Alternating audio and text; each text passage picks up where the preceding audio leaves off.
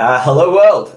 Welcome to the Champions Coffee podcast, where every week we have coffee with an education professional who is out there on the front lines, championing students to be all that they can be.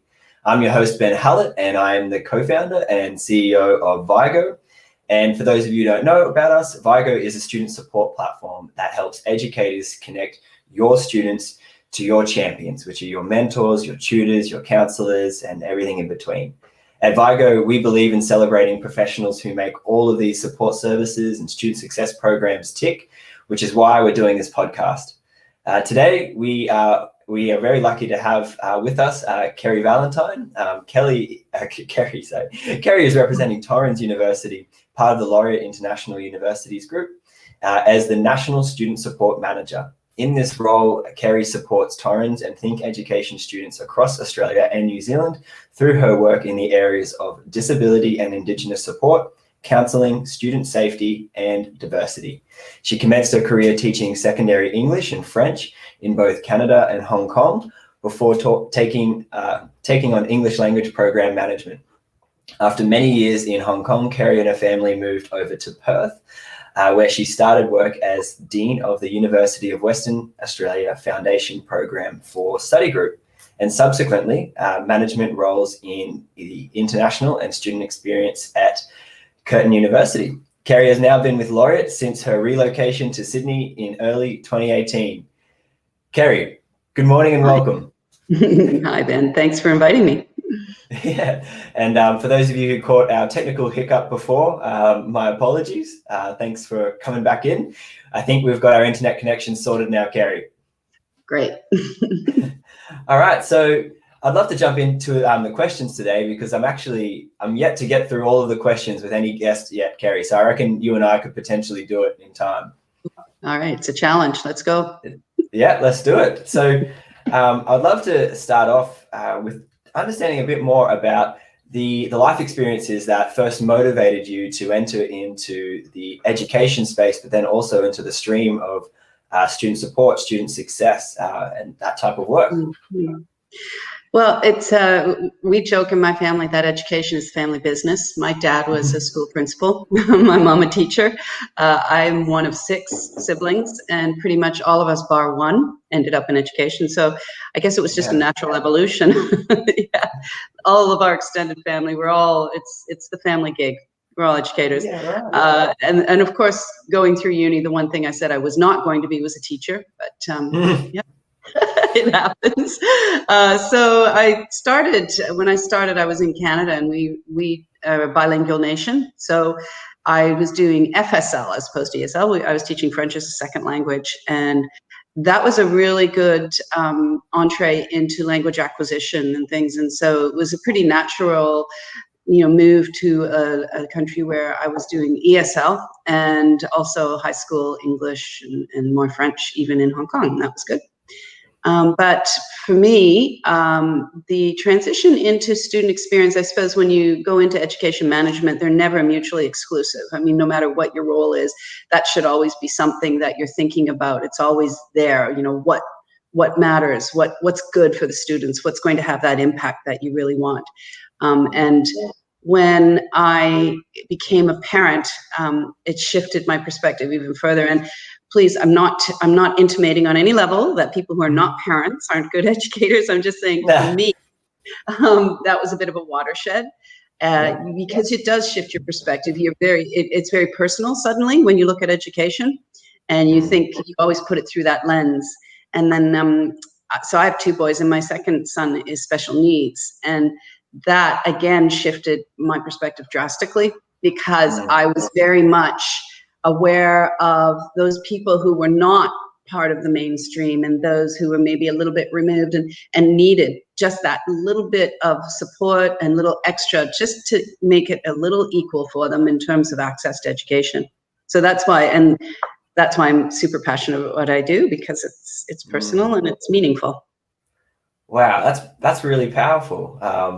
And you and I actually share that in common. I come from a whole long line of teachers and principals and everything. And I too said I won't be a teacher, and I'm the first one to get into the university space.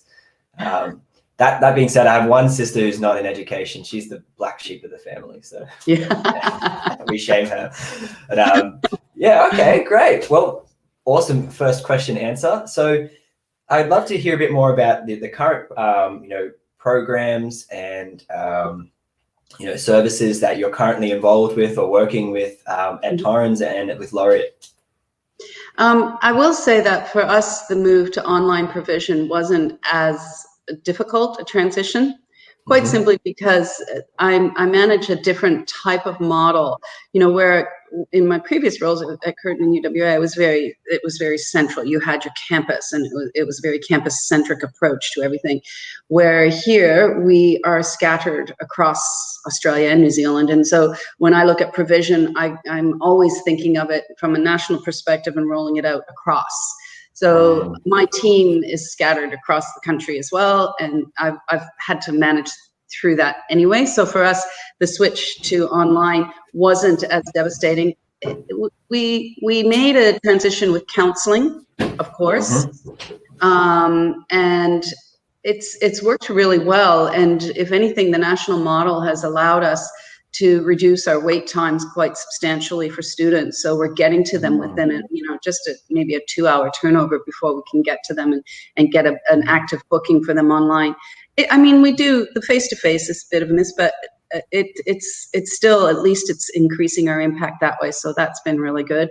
So that's the counseling. The disability is a national model, as is the Aboriginal and Torres Strait Islander. And we've added to our international student advisors who add a real perspective to how to do the outreach, because like so many providers right now, we have new international students who can't come on shore. So we have to be quite agile and ready to respond. And I think that my international student advisors have done a great job in outreach, and we've connected through our student representative councils as well, our SRCs. So we've got some student-to-student connectivity going on. We're trying, and we just keep looking every day for alternatives and how we can be present, on some level. Sounds like you've got a lot on your plate right now. Kerry. Yeah, we're busy. Certainly in COVID, I don't think anyone's had more than a 2-week plan at best. This whole year, we've all just been having to adapt as it comes. Okay, great. Well, so out of all the different programs and things that you've been involved with, are there 1 or 2 particular student stories that you and your team have been really proud to be a part of that you could share with us? I can share something that we just managed to participate in for the first time, and it was really gratifying. It was the interchange program that was run through Study New South Wales, and it was run, in previous years, it's all been face-to-face, and it's a hackathon style thing. And it has very much, the ultimate outcome is to have a plan that has some impact. And so they were on different threads like sustainability and different ideas like that. And so we were first-time participants with 8 other unis around New South Wales. And we actually managed, out of 19 students who participated, there were 42 teams in total, and our students were in the 2nd, 3rd, 4th, and 5th placing teams overall. So we were really chuffed by that. Yeah. Oh, and awesome. I think that's a great success story, because it's a new opportunity, and in spite of being disconnected, they were very connected through it was all done virtually this year for the first time, and it really ran beautifully. All kudos to Frank, who managed it, and Study New South Wales and University of Western Sydney Uni, who were hosting. They did a fantastic job, and the finished products were so inspirational. I mean, what's better than watching a group of students come back and having brainstormed a real life problem and coming up with some actual workable solutions? It was fantastic. Oh, that's great. I think some of the things that the state governments have been doing lately, the Study Queensland, Study New South Wales, Study Victoria, I think have just been so interesting. And I think, it's been interesting to see them get more into the student support or student success programs, and to run these things cross institution, and then to see the universities come together on it. I think it's absolutely great. Yeah. Okay, awesome. It's a really good opportunity. Yeah. Yeah. Okay. And so, I mean, with your background, with your history, I'm sure you must have some opinions about where is the space going. What's your vision for the next 3 years from now? What will we be doing differently, or hopefully, or ideally? I think personally, I would really love to see student experience continue to gain prominence throughout our organizations. I think with the introduction of various standards in the higher education standards that enshrine the rights of students in terms of well-being and safety and security, that's a big positive step in the right direction. And what it means within our organizations is that they must answer to that. And so it's no longer a nice to have. I believe we're moving to that space where it is essential. And you must not only demonstrate it, but you must also, I believe, always be aspiring to the next level of provision. This has worked. What can we do better? Where can we go to next? And, so we do a lot of analysis of what we've done. We try and get as much student feedback as possible and outreach as possible so that we can inform our practice going forward. Like every single student after a counseling session is issued a survey, and we ask, it's voluntary obviously, but that is really useful information for us. It's active research, we use it. And I believe that would I want to see it moving much more to student-centric design. We've got our regulations. We're being told these are the requirements we must meet. That's just the bare bones. Let's flesh that out with all of the things that we know our students are seeking. Okay, all right. So more and more data-driven, student feedback-driven, would be the ideal future. Yeah. Okay, and I've got a bonus question for you. Sorry, this wasn't on the list I sent through. But I think with your international experience, I think it'd be a shame if I didn't ask. With your international experience, what lessons could we learn from some of the other here in Australia? Sorry, I'm talking now. What lessons could educators in Australia or student experience teams in Australia potentially learn from the other markets that you've worked in, and maybe vice versa as well? Yeah. That's actually a really good question, because I think, education has become such a global phenomenon where there's no isolated pockets, and we tend to identify different regional areas as having strengths in certain places.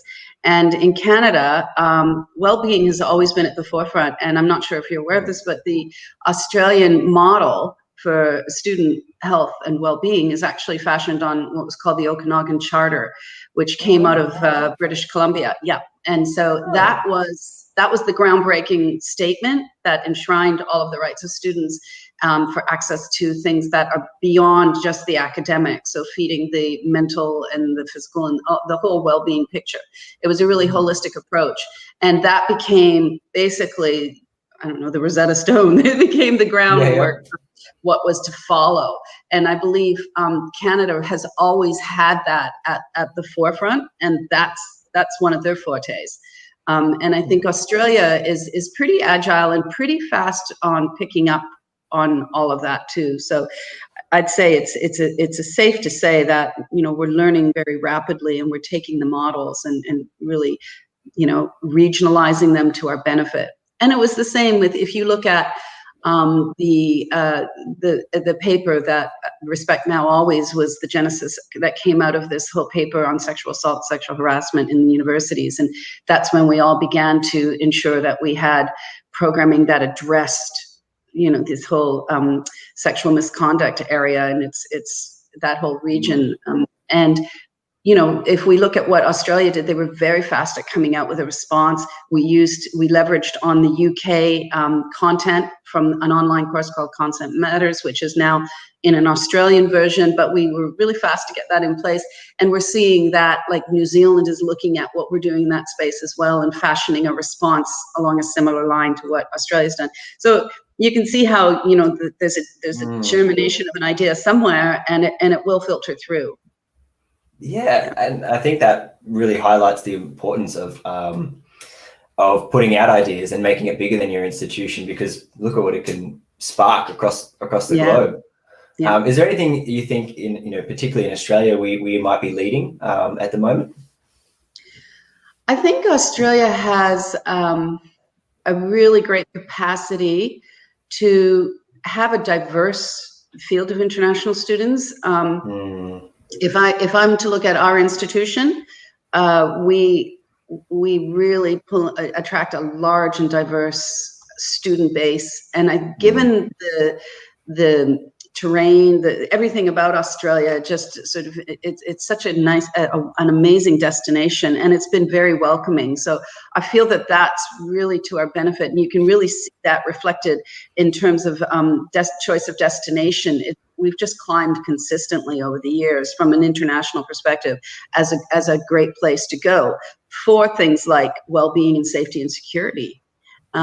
For things like, mobility around the country, people can go, like we have a lot of students who'll start in one part, like they go maybe from Brisbane to Adelaide, depending, because we have a state-by-state base in terms of work and transition to work. And if you're in a remote or rural, that's a really great idea for international students, because it'll encourage them to go to not outposts, but the places that have been designated as remote or rural. And that's a good model of decentralization of your students. And it's a good way to allow for all regions to benefit from the experience of having international students with them. Okay, all right, very interesting. Thanks for answering the bonus question. I appreciate that. Okay, so this is one of my favorite questions to ask. What's a common misconception that you hear within the student experience space, or a contrarian belief that you have? I think that's a tricky one. I read that one. It stuck with me. For me, one of the challenges that we meet regularly is a reluctance of certain areas to become involved in what they deem as not my area. And, so I do this, I don't need to think about that. And it's, you really, if you're implementing a mental health framework for students or staff, and to me, they're not mutually exclusive, they must be inclusive, because you can't have it operational unless students and staff participate in a mental well-being framework. So for me, it would be that notion of some sort of schism that segregates, I don't have that responsibility. And you can see it really readily in a situation. If you have a student who's presenting with some challenging behaviors, you'll get people who, in spite of the provision of training in response, will right away put their hands up and run for a counselor. And I think that, to me, until you reach that level of enablement where people will understand that it's not always about just handing over. I'm here, I'm present, I can have an immediate impact, and I can take that mantle on until such time as I can get to the next level of support for this person. Okay. All right. Great answer. Well, okay, how are we going? We can go over a little. I mean, how's your time? Can we go over a couple of minutes? I'm good. Okay. I haven't been able to ask this question yet on the podcast because I've never got to it. Is there someone in particular who inspires you in the student experience space?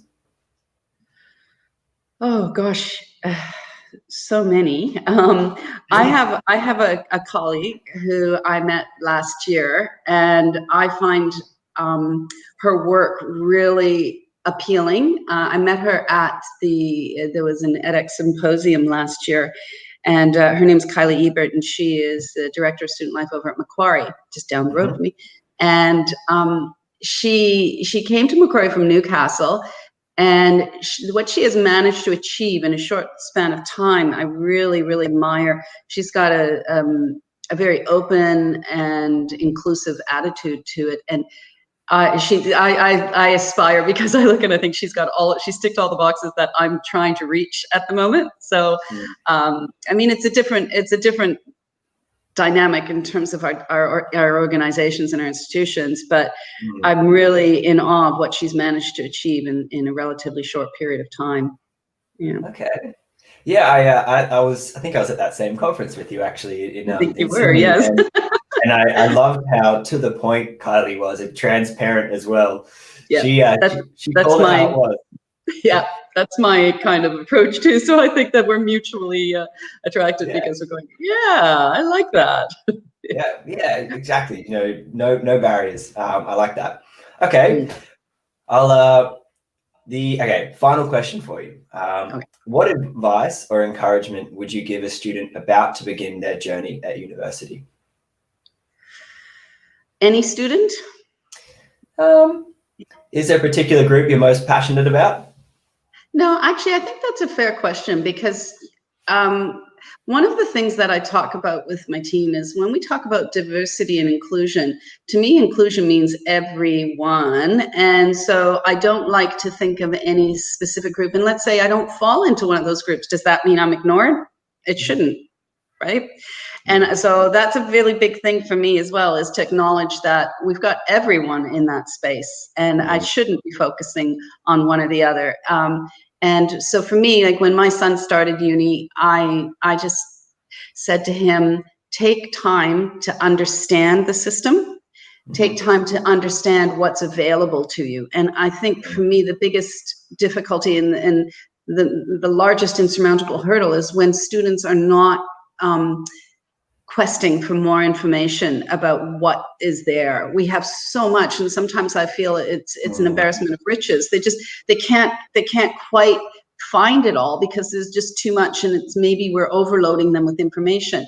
So my suggestion was really to him to utilize his orientation time, find out how things work, and when he's away, really go through, like before he traveled off to uni, I said, let's work our way through the pages on the student experience pages on your website here and look and really understand. And that made a big difference to him. But you see, he had a champion in his corner pushing him in that direction. We really need that connection to get students to look, to seek, and to ask, and not just rely on word of mouth from their friends, which tends to be the go-to thing, right? Yeah, that is, I would 100% resonate with that advice. And I think some of the most interesting, new sort of student success or support programs I've been seeing is the peer mentoring scheme, where that person, the mentor, is really charged with signposting and making sure that, being what you were, that champion, bringing all those support services to light and really ramming it in that this is what's available to you, you can hand out to this. All right, great advice, Kerry. Okay, so we've come to our the end of our 15 minutes. Did we do it? Did we get through them all? We did. I skipped one, but this is the most we've ever done. So this is the furthest, and we will need to wrap up. Kerry, thank you so much for watching me have coffee today and sharing your stories, your advice, your passion, and your visions. And this has been episode 4 of the Champions Coffee podcast. Thank you to everybody who is listening in post. And if you'd like to stay updated and hear more, then we will be posting about the next episodes, both on LinkedIn, at Vygo, and on our website. So thank you all again. And thank you, Kerry, for being here today. My pleasure. Great seeing you. Signing off. Bye.